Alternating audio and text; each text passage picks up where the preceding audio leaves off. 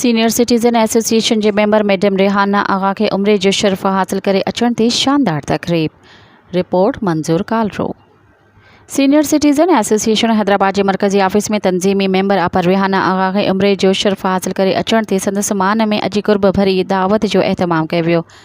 तकरीब की शुरुआत सैयद फरमान अली शाह खां तिलावत कलाम पाक सां कराई वई। उन बाद रसूल करीम सल्लल्लाहु अलैहि वसल्लम जी निशान में नात पढ़ण लाइ इंजीनियर ख़ालिद मेमण के दावत ॾिनी वई, जंहिं पंहिंजी ख़ुसूसी सुरीली दात सां अक़ीदत सां नात पढ़ी महफ़िल के रूहानियत सां मुनवर कयो।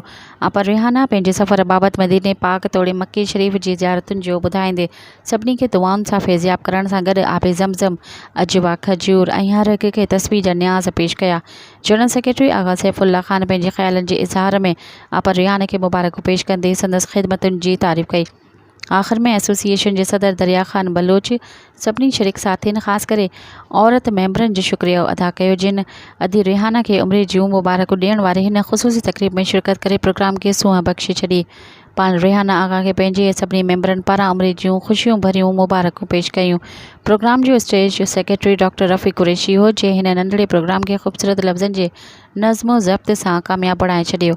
शरीक उहिदेदारनि ऐं मेंबरनि तरफ़ां आपा खे उम्र जी ख़ुशीअ में जुदा जुदा गुलदस्ता, गुलनि जा हार, अजरकूं, लुंगियूं ऐं ख़ुशबू जा सुहिणा तोहफ़ा पेश करे खेसि मान ऐं मोहबतुनि सां मुबारकूं ॾिनियूं।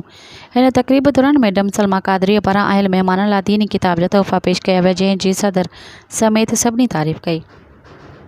दुआए ख़ैरबाद प्रोग्राम के आख़िर में ख़ातिर तवाज़ुह जो आलिशान बंदोबस्त कयो वियो हो। तकरीब जो कोऑर्डिनेटर मिस्टर नज़ीर शेख हो।